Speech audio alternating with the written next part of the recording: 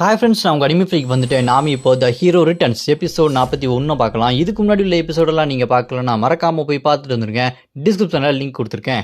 சரி வாங்க நம்ம இந்த எபிசோடுக்குள்ளே போகலாம். அதுக்கு முன்னாடி போன எபிசோட் கடைசியில் நம்ம ஹீரோ ட்வின் டஞ்சனில் இருக்கிற ஒரு டஞ்சனுக்குள்ளே போவார். அந்த சொசைட்டியை சேர்ந்த அந்த கேவோன் அவனோட ஆட்கள்லாம் கூப்பிட்டு நம்ம ஹீரோவை அட்டாக் பண்ணுறதுக்கு அதே டஞ்சனில் நம்ம ஹீரோ ஃபாலோ பண்ணிட்டு போயிருப்பான். இன்னொரு டஞ்சனில் நம்ம ஹீரோட ஃப்ரெண்ட்ஸ் ஹண்டர்ஸ் எல்லாருமே போயிருப்பாங்க. நம்ம ஹீரோ அந்த டஞ்சன் கேட்டுக்குள்ளே இருக்கிற ஒரு மிகப்பெரிய புல்லுவை கொண்டுட்டு சும்மா கெத்தாக நின்றுருப்பாரு. அதோட போன எபிசோடு முடிஞ்சிருக்கும். வாங்க நம்ம இந்த எபிசோடில் என்ன நடக்குதுன்னு பார்க்கலாம்.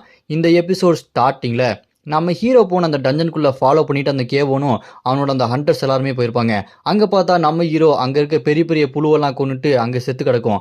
அதை பார்த்து அந்த கேவோன் அந்த ரத்தத்தை தொட்டு பார்த்துட்டு, இந்த ரத்தம் இன்னும் சூடாக இருக்குன்னு பார்த்தா ஆறி போயிருக்கு. இந்த மான்ஸ்டரோட ரத்தம் சூடாக இருக்கும், பக்கத்தில் தான் நிற்பான் அப்படின்னு சொல்லிட்டு பார்த்தா இது ஆறி போயிருக்கு. அப்படின்னா அவன் ரொம்ப தூரமாக போயிருப்பான். அவன் காலடி தடம் எங்கே இருக்குன்னு சொல்லிட்டு ஃபாலோ பண்ணிட்டு அந்த கிம்மை தேடி நம்ம உள்ளே போய்கிட்டே இருக்கணும். வாங்க போகலாம் அப்படின்னு சொல்லும்போது எஸ் சார் அப்படின்னு சொல்லிட்டு எல்லாருமே ஓகே சொல்லுவானுங்க.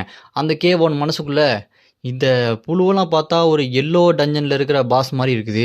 இதெல்லாம் ரொம்ப கம்மியான சைஸில் இருக்க மான்ஸ்டர் தானே, இவ்வளோ வீக்கான மான்ஸ்டர் எதுக்கு இந்த ப்ளூ டஞ்சனுக்குள்ளே வருது அப்படின்னு அவன் யோசிச்சுக்கிட்டு நடந்து போயிட்டே இருக்கும்போது, சரி நம்ம சீக்கிரமாக கிம்மை கண்டுபிடிக்கணும்னு சொல்லிட்டு அவன் யோசிச்சுட்டே போவான். அப்போ அந்த கேவோனுக்கு ஏதோ ஒன்று தெரியும். டேய், அது அந்த கிம்மா தான் இருக்கணும், அவனை விடாதீங்க, எல்லாருமே சண்டைக்கு ரெடி ஆகுங்க, எல்லாரும் இந்த பக்கம் ஓடி வாங்கடா அப்படின்னு சொல்லிட்டு அவன் கத்தும்போது அப்படியே மரத்துக்கு பின்னாடி பர்பிள் கலரில் மேஜிக் மானா பவர் அப்படியே வெளியே வரும். நம்ம ஹீரோ அங்கே இருக்க எல்லாரையும் பார்த்துட்டு, டேய் பொத்திட்டு அப்படியே நில்லுங்கடா, நீங்கள் 1 இன்ச் அப்படி நகுண்டிங்கன்னா உங்கள் உயிரை நான் எடுத்துருவேன், என் கையாலேயே எல்லோரும் சாகணும் அப்படின்னு நம்ம ஹீரோ ஸ்வாடை வச்சுட்டு ஆறாத்தடிக்க சும்மா வெறித்தனமாக நிற்பார்.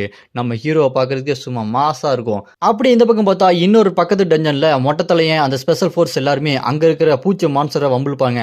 அந்த பூச்சி மான்சர் எல்லாமே இவங்களை அப்படி விரட்டியே வந்துட்டு இருக்கும். அந்த மொட்டத்தலையும் வாங்க வாங்க சீக்கிரம் வாங்க அப்படின்னு சொல்லும்போது அதை கேட்டு அந்த மாஸ்க் போட்டவன், டேய் ஏன்டா அதை போட்டு இப்படி பண்ணிட்டு இருக்க, அதை கோவப்படுத்தாத, சீக்கிரமாக வா நம்ம இங்கேருந்து போகணும் அப்படின்னு சொல்லும்போது அதை கேட்டு மொட்டத்தலையும், அதெல்லாம் நான் பண்ண முடியாது, நான் அப்படி தான் வெறுப்பத்துவேன், ஏ பூச்சிகளா உங்களுக்கு டேஸ்ட்டான சாப்பாடு வேணுமா அப்படின்னா என்னை வந்து கடிச்சு முழுங்குங்க அப்படின்னு சொல்லிட்டு அந்த பூச்சிங்களுக்கு எச்சு விடுற மாதிரி பண்ணோன்னே, அதுங்க நான் வந்து கடிச்சு திங்க போகிறேன் அப்படின்னு சொல்லிட்டு வேகமாக வந்துட்டு இருக்கோம். அதை பார்த்து கூட இருக்கவங்களாம், டே பைத்தியக்காரா பொத்திட்டு போயாண்டா, ஏன்டா இப்படி வெறுப்பத்துற அப்படின்னு சொல்லிட்டு ஓடுவானுங்க. அப்படி அந்த மொட்டத்தலையனை பின்னாடி இருக்க பூச்சி மான்ஸ்டர் எல்லாம் அப்படி விரட்டி வந்துட்டு இருக்கோம். அவ்வளோதான், ஏன் வேலை முடிஞ்சுது, இதுக்கப்புறம் நீங்கள் பார்த்துக்குங்க அப்படின்னு அந்த மொட்டத்தலையன் அப்படி ஜம்ப் பண்ணுவான். யாருன்னு பார்த்தா பார்க்கியான் ஓ மாஸ்டர் சும்மா கெத்தா இறங்கி வந்து அவரோட ஸ்வாடை எடுத்துட்டு சும்மா சிங்கிள் ஸ்வாட் ஸ்பிளிட் அப்படின்னு ஒரு போடுவார் பாருங்க. அந்த இடமே சும்மா அதகலாம் மாறிடும். அவரோட அந்த மானா பவர் அங்கே இருக்க கல் எல்லாமே சதறி அடித்து அங்கே இருக்கிற பூச்சி ஒன்று விடாமல் நேராக போய் அட்டாக் பண்ணி 2 துண்டாக வெட்டி போட்டுரும். அது மட்டும் இல்லாமல் ஸ்கை டிவிஷன் அப்படின்னு சொல்லிட்டு இன்னொரு ஸ்லாஷை போடுவார்.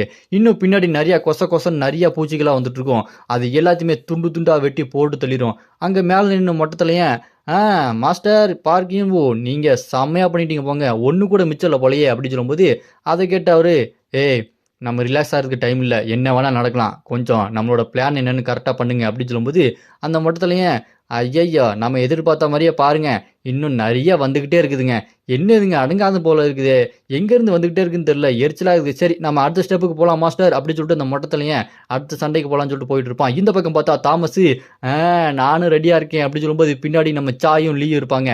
இவங்களும் சண்டைக்கு ரெடியாக இருப்பாங்க. அப்படியே அங்கே கட் பண்ணால் இந்த பக்கம் அந்த கேவோன் அவர் குகைக்குள்ளே இருப்பான், சுற்றி இருட்டாக இருக்கும். அப்போ அந்த கேவோன், ஏய் என்னை காப்பாற்றுங்க, நான் தப்பு பண்ணிட்டேன் அப்படின்னு சொல்லும்போது ஒரு பாம்பு கண்ணு, மிகப்பெரிய பாம்பு கண்ணு அப்படியே அவனை வந்து பார்க்கும். அவன் ஐயையோ நிப்பாட்டுங்க, வேண்டாம் அப்படி சொல்லிட்டு கத்துவான். அதை பார்த்துட்டு இந்த கேவோன், கிம்மு நீ அங்கே இருக்க, நல்ல வேலை அந்த பாம்பு இல்லீசனா, நான் உண்மைன்னு நினச்சி பயந்து போயிட்டேன் அப்படின்னு சொல்லிட்டு அவன் பேசிக்கிட்டே இருக்கும்போது, ஆமாம் நான் என்ன இங்கே இருக்கேன், குகை மாதிரி இருக்கு, என்னை இங்கேருந்து காப்பாற்றி கூட்டு போப்பா அப்படின்னு சொல்லும்போது அவனை கூட்டு வந்த அந்த ஆட்கள் எல்லாத்தையுமே அங்கே இருக்க பெரிய பெரிய பூரான் அப்படி கடிச்சு முழுங்கிட்டு இருக்கும். அவனுங்க ரத்தம்லாம் தெறிக்கி அவனுங்க அப்படி செத்துட்டு இருப்பானுங்க. அதை பார்த்துட்டு இங்கே இருக்க கேவோன், இங்கே என்ன நடக்குது, என்னை சுற்றி இவ்வளோ மான்சஸ் இருக்குது, என்னோட ஆட்கள்லாம் செத்துட்டு இருக்காங்க, இல்லை அப்படி நடக்கக்கூடாது, என்ன பண்ணுறது, ஏதாச்சும் ஒன்று பண்ணுடா அப்படின்னு சொல்லிட்டு வாயை பொழந்துட்டு அப்படி நின்றுருப்பான். மூஞ்சிலெல்லாம் ரத்தம் தெரிச்சு போய், அவ்வளோதான் என்னையும் எல்லாரும் கொல்ல போகிறாங்க போல இருக்கு, நான் சாக போகிறேன், இது ரொம்பவே மோசம் அப்படின்னு சொல்லிட்டு வாயை பொழந்து பார்த்துட்டு இருப்பான். அப்போ நம்ம ஹீரோ, என்ன ரொம்ப பயமாக இருக்கா, இதுக்கப்புறம் இன்னும் பயங்கரமாக இருக்கும் பாரு, நீ எல்லாம் எதுக்கிட்ட அந்த டஞ்சன் கேட்டுக்குள்ளே வந்த அப்படின்னு சொல்லும்போது இந்த பக்கம் பார்த்தா அவனோட அந்த ஹண்டர்ஸ் எல்லாத்தையுமே அந்த பூரான்க வாயில் போட்டு கடித்து முழுங்கிட்டு இருக்கும். ஒரு பூரான் வாய்க்குள்ளே வச்சுருந்ததை அப்படி கடிக்கும் பாருங்க, அந்த ஹண்டர் ரத்தம் தெறிக்கி அங்கே செத்து போவான். இதை பார்த்துட்டு அங்கே இருக்கிற கேவோன், ஐயையோ! நாங்க தெரியாம வந்துட்டோம் போல இருக்கே! அப்படின்னு அவன் முழிச்சுட்டு இருக்கும்போது, நம்ம ஹீரோ அவன பார்த்து, "என்னடா இப்போ உனக்கு அந்த பேராசை இருக்குதா? காசு, பணம், புகழு இதுக்கு மேல ஆசை இருக்குதா? பாரு உன்னோட ஹண்டர்ஸ் எல்லாம் செத்துட்டு இருக்காங்க. உன்ன மாரியான ஒரு விசித்திரமான பிறவி இந்த உலகத்துல இருக்கவே கூடாது. உன்னால தான்டா மத்தவங்கலாம் சாவாங்க. பாரு உன் கூட வந்தவங்கலாம் எப்படி சாவுறாங்கன்னு. முதல்ல நீ செத்தா தான் இந்த உலகத்துக்கே நல்லது. என்ன போட்றவா?" அப்படின்னு சொல்லும்போது, "இல்ல, இல்ல என்ன காப்பாத்து, என்ன கொன்றாத. நான் இதுக்கப்புறம் எதுவுமே பண்ண மாட்டேன். நீ சொல்றதெல்லாம் கேட்கிறேன்." அப்படின்னு சொல்லும்போது, அதை கேட்டு நம்ம ஹீரோ, "என்னது? உன்ன காப்பாத்தணுமா? எத்தனை மக்களோட வாழ்க்கைய நீ வேஸ்ட் பண்ணியிருக்க தெரியுமா? அவங்களோட வாழ்க்கையே நாசமா போயிருக்கு. அப்படி இருக்கும்போது, நீ வேணா கொஞ்சம் திரும்பி பாரேன். உன்னால எத்தன பேர் செத்தாங்கன்னு. உன்ன போய் காப்பாத்தணுமா? என்னோட பதில் சாவுடா நாயே!" அப்படின்னு நம்ம ஹீரோ ஃபீனிக்ஸ் பறவைய வர வச்சு, அங்கருந்து அப்படியே பறந்து போயிட்டுருப்பாரு. இங்க பார்த்தா அவன் சுத்தி பூரான்னு, தேளுன்ற மாரி பெரிய பெரிய மான்ஸ்டர்லாம் வரும். நம்ம ஹீரோ அப்படி பறந்து போயிட்டு, "ஏய்! உனக்கு இது ஒரு நல்ல அனுபவமா இருக்கும். சண்டை போட்டு கத்துக்கடா" அப்படின்னு சொல்லிட்டு போயிருவாரு. இங்க பார்த்தா அவனுக்கு வேர்த்து கொட்டிட்டு, "அவ்வளோதான். இங்க என்ன நடக்க போதுன்னு தெரியலையே! நான் இங்க பல்லுல கடிப்பட்டு சாக போறானா?" அப்படின்னு சொல்லும்போது, ஒரு மிகப்பெரிய பூரான் அப்படி கடிக்கிறதுக்காக வரும் பாருங்க. அவன் என்ன பண்றது தெரியாம முழிச்சுட்டு இருப்பான். அங்க கச்சக் அப்படி சொல்லிட்டு ஒரு சத்தம் கேட்கும். அவ்வளோதான். நம்ம ஹீரோ ஃபீனிக்ஸ் பறவை வச்சு அப்படி பறந்து மேல போய் நின்றுவாரு. அப்படி நின்னதுக்கு அப்புறம் பார்த்தா, இன்னும் அங்க ஃபுல்லா சுத்தி நெறையா பூரானு, தேளுன்ற மாரி பூச்சி மான்ஸ்டரா வந்துட்டு இருக்கும். நம்ம ஹீரோ அந்த மான்ஸ்டர்ஸ் எல்லாத்தையுமே பார்த்துட்டு, என்னங்கடா நீங்க வந்துகிட்டே இருக்கீங்க. இவ்ளோ பேர சாப்பிட்டு உங்களுக்கு பசி அடங்கலையா? இதுக்கப்புறம் உங்களுக்கு பசிக்கவே பசிக்காது. வாங்கடா உங்கள மொத்தமா நான் முடிச்சிடுறேன்" அப்படின்னு நம்ம ஹீரோ ப்ளூ ஃபயர் யூஸ் பண்ணி அங்க இருக்க எல்லாத்தையுமே போட்டு தள்ளுவாரு. அப்படியே அங்க கட் பண்ணா, இந்த பக்கம் பக்கத்து டஞ்சன்ல அந்த மொட்டத்துலயும், "சப்பா எவ்வளோ நேரம் சண்டை போடுறது" அப்படின்னு சொல்லிட்டு டயர்டாயி உட்காந்துருவான். இங்க பார்த்தா லீயும் சண்டை போட்டு டயர்டா உட்காந்துட்டு இருப்பாரு. அங்க வந்த பூரான் எல்லாத்தையுமே கொன்னுட்டு அவங்கலாம் சண்டை போட்டுட்டு டயர்டா இருப்பாங்க. இங்க லீயும், "கொஞ்ச நேரம் நான் செத்துருவேன்னு நெனச்சேன்" அப்படின்னு சொல்லிட்டு பயந்துட்டு இருக்கும்போது, இந்த பக்கம் பார்த்தா மொட்டை தலையன், "அதான் ஒண்ணும் ஆகலல்ல, இன்னும் நெறைய இருக்குது" அப்படி சொல்லும்போது, அதை கேட்டு லீயும், "ஆமா இன்னும் நெறைய வேலை இருக்குது. இதுக்கே டயர்ட் ஆயிட்டா எப்படி? இதுங்கலாம் என்ன இப்படி இருக்குதுங்க. சின்ன சின்ன பூச்சியா இருக்கிறது இவ்ளோ பெரிய மான்ஸ்டரா இருக்குது. ஆனா இங்க உண்மையான மான்ஸ்டர் யார் தெரியுமா? பார்க் தான். சும்மா வெறித்தனமா கொல்றாருப்பா" அப்படின்னு சொல்லும்போது, பார்க் அங்க கெத்து காட்டிட்டு இருப்பாரு. இந்த பக்கம் பார்த்தா அவன் தாமஸ் சின்ன புள்ள மாரி விளையாண்டுட்டு இருப்பான். அத பார்த்து சாய், "டேய் அது பூச்சியோடதுடா, அதெல்லாம் தொடாதடா, கன்றாவிடா" அப்படின்னு சொல்லிட்டு அவன புடிச்சு திட்டிட்டு இருக்க, "ஏய் சும்மா இரு. எனக்கு என்ன வேணுமோ நான் அத பண்ணுவேன். நான் ஸ்ட்ராங் ஆயிட்டே இருக்கேன் தெரியுமா? நீ வீக்கா இருந்துட்டு என்ன இப்படி பண்றியா? அப்படி பண்ணக்கூடாது. எனக்கு எது வேணுமோ நான் பண்ணுவேன். நீ என்னோட பிரதரா இருக்கலாம். ஆனா இப்படிலாம் பண்ணக்கூடாதுன்னு" சொல்லிட்டு அவன் மூஞ்ச புடிச்சு அமுக்கிட்டு இருக்க, அத பார்த்துட்டு பார்க்கியாவும், "என்னடா இவனுங்க இப்படி சண்டை போட்டுட்டே இருக்கானுங்க. ஆனா அந்த தாமஸ் போக போக ரொம்ப ஸ்ட்ராங்கா போயிட்டு இருக்கான். ஒருவேளை அவன் என்னை விட ஸ்ட்ராங்கா மாறதுக்கு வாய்ப்பு இருக்கு" அப்படின்னு சொல்லிட்டு பார்க் இந்த பக்கம் பார்த்துக்கிட்டு இருக்கும்போது, அங்க 2 பேர் சண்டை போட்டுக்கிட்டே இருப்பாங்க. அங்க ஒரு பூரான் அப்படி சண்டைக்கு அப்படி கடிக்கலாம்னு சொல்லிட்டு வந்துட்டு இருக்கும். இவங்க என்னடா இப்படி சண்டை போடுறாங்கன்னு சொல்லிட்டு கடுப்பாயிட்டு இருக்கும்போது, சரி நைட் ஆகப்போது ரெஸ்ட் எடுங்க அப்படின்னு சொல்லிட்டு ரெஸ்ட் எடுக்க சொல்லிருவாரு.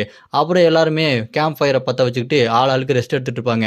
அங்க பார்க்கு, "நம்ம இப்போ லக்ல ஏதோ போயிட்டு இருக்க மாரி இருக்குது. ஆனா இங்க எந்த மாரியான மான்ஸ்டர் வரப்போகுதுன்னு தெரியல. நம்ம நைட்டு தூங்காம கொஞ்சம் கவனமா பார்த்துக்கணும்" அப்படின்னு சொல்லிட்டு இருக்கும்போது, இந்த பக்கம் பார்த்தா சாயும் லீயும் பேசிட்டு இருப்பாங்க. "ஏய் நமக்கு நைட்டு கவனமா பார்த்துக்கணும். டேய் நீ தானே ஹீரோ, பெரிய ஹீரோ தானே. உன்ன பிரஸ் மீட்லலாம் சொல்லிட்டு இருந்தாங்களே" அப்படின்னு நம்ம சாய் கிட்ட லீ தலைய தடவிட்டே பேசிட்டு இருப்பாரு. அதை கேட்டு சாயும், "ஆமா பிரஸ் மீட்லலாம் என்ன பெரிய ஹீரோன்னு சொல்லிட்டு இருக்காங்க. ஆனா இங்க உண்மையான ஹீரோவே கிம்மும் அந்த ஜோர்டன் லோகனும் தான். இவங்க 2 பேரும் தான் ரொம்பவே ஸ்ட்ராங்கானவங்க. இவங்க என்ன பார்த்து ரொம்ப ஹீரோ மாரி இருக்கேன், ஸ்ட்ராங்கா இருக்கேன்னு சொல்லும்போது, எனக்கு என்னமோ பெரிய பொறுப்பு குடுத்த மாரி இருக்குது" அப்படின்னு சொல்லும்போது, அதை கேட்டு லீயும், "ஆமா நீ சொல்றது கரெக்ட்டு தான். நீ ஹீரோ கிடையாது. கிம்மு தான் ஹீரோ. அவர் கடைசி வரைக்கும் விடாம, விட்டு குடுக்காம சண்டை போட்டுக்கிட்டே இருப்பாரு. அவரு கூட என்ன ஆனாலும் கடைசி வரைக்கும் அவர் கூடயே இருப்பேன். ஆனா இருந்தாலுமே, அவர விட்டு நான் தனியா சண்டை போடும்போது தான் என்னோட பவரே தெரிஞ்சுது. நான் அவர விட ரொம்ப வீக்கா இருக்கேன். ஏன் செத்து கூட போக வாய்ப்பு இருக்குது. அதனால கிம்மு மாரி ஆகணும்னு சொல்லிட்டு ட்ரை பண்றது கஷ்டம் தான். ஆனா கிம்மு கூட தொடர்ந்து பயணம் பண்றது ரொம்பவே ஈஸி. ஆனா கிம்முக்கு நான் எப்பவுமே பக்கபலமா இருப்பேன். நீ அப்படித்தானே இருப்ப" அப்படின்னு சொல்லும்போது, அத கேட்டு இங்க சாயும், "ஆமா, ஆமா. நான் எப்பவுமே அவருக்கு பக்கபலமா தான் இருப்பேன். ஆனா நீ என்னமோ அவர பத்தி ரொம்ப குறைவா பேசிட்டு இருந்த மாரி கேள்விப்பட்டேனே" அப்படின்னு சொல்லும்போது, அத கேட்டு லீயும், "ஏய் என்னடா சம்மந்தமில்லாம பேசிட்டு இருக்க. இப்ப நம்மளுக்கு முக்கியமான விஷயம் என்ன இருக்குன்னா, டஞ்சன்ஸ்ல இருக்கிற அந்த மான்ஸ்டர்ஸ் தான். இத நம்ம கவனமா கண்டுபிடிச்சு சண்டை போடணும். நம்ம அத வேலைய பார்ப்போமா?" அப்படின்னு சொல்லிட்டு 2 பேரும் பேசிட்டு இருக்கும்போது, அப்படியே கட் பண்ணா இந்த பக்கம் நம்ம ஹீரோ ஒரு கதவ பிடிச்சு தள்ளிட்டு இருப்பாரு. அப்படின்னா, "இதுதான் அந்த பாஸ் ரூமா?" அப்படின்னு அந்த மிகப்பெரிய கதவா இருக்கும். அந்த கதவ நம்ம ஹீரோ அப்படியே தொறப்பாரு.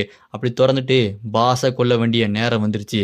என் கையாலேயே அத கொல்றேன்" அப்படின்னு தொறந்தா, படக்குன்னு ஒரு வாய் வந்து நம்ம ஹீரோவோட சட்டைய பிடிச்சு தூக்கி அந்த பக்கம் வீசும் பாருங்க. நம்ம ஹீரோ அப்படியே பல்ட்டி அடிச்சுட்டு போய் அப்படியே மாஸா நிப்பாரு. "ஓ! இந்த மான்ஸ்டர் வாசல் பக்கத்திலே இருக்கா? எந்த மான்ஸ்டர் பார்க்கலாம்" அப்படின்னு சொல்லிட்டு நம்ம ஹீரோ அந்த மான்ஸ்டர பார்த்தா, அது வேற யாரும் இல்ல நம்ம மிர்ரு குட்டி டிராகன். இப்ப பார்த்தா ரொம்ப பெருசா இருக்கான். நம்ம ஹீரோ, "டேய் மிர்ரு நீயாடா?" அப்படின்னு சொல்லிட்டு செம ஷாக்கா பார்த்துட்டு இருப்பாரு. இதோட இந்த எபிசோட் இங்க முடியுது. இதுக்கப்புறம் என்ன நடக்க போகுது அப்படின்றத நம்ம அடுத்த எபிசோட பார்க்கலாம். அடுத்த எபிசோட நான் ஆல்ரெடி அப்லோட் பண்ணிட்டேன். டிஸ்கிரிப்ஷனில் லிங்க் கொடுத்துருக்கேன். மறக்காமல் போய் பார்த்துருங்க. இந்த வீடியோ பிடிச்சா மறக்காமல் லைக் பண்ணி சப்போர்ட் பண்ணுங்கள்.